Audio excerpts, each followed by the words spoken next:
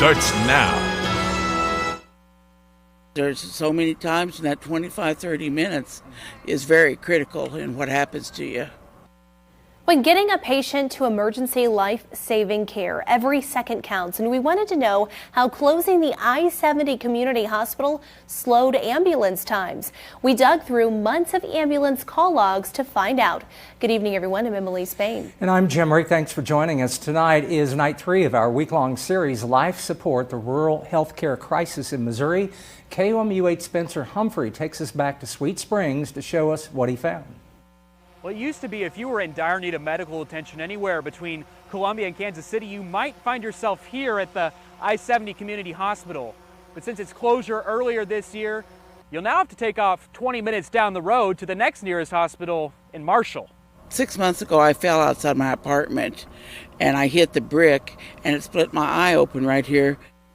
After years of an emergency room being just a stone's throw away. And, right here across the highway from my apartment, I could have got myself there. No longer having it is taking some adjusting for Sweet Springs and area residents like Tawny Mayberry. If it hadn't been for my friend, I don't know that I could have drove clear to Marshall. It has caused things to be a little more difficult. And for the town's ambulance service, there sometimes aren't enough hours in the day. We could be back in service in just a matter of minutes versus now going to Fitzgibbon, which is our closest hospital. We're looking at about an hour. And after digging through the ambulance district's records from the months leading up to and following the hospital's closure, even that estimate looks optimistic.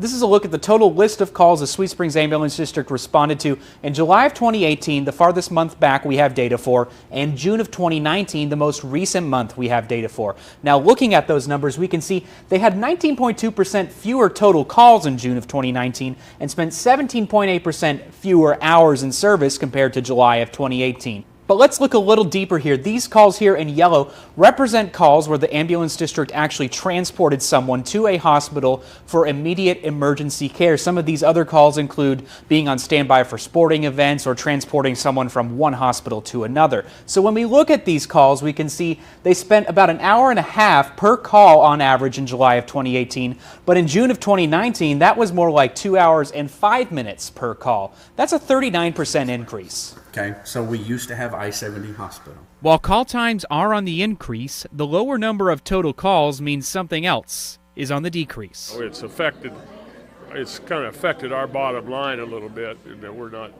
as busy as we were. While the district is primarily funded by tax money, that's not its only source of revenue. The other part of it is our billing for calls that we go on. Last year, the district collected nearly $310,000 in service fees. But as of September this year, it's only on track to make about 2/3 of that. The ambulance district is solvent. We will always be here. The ambulance district was here before they had a hospital.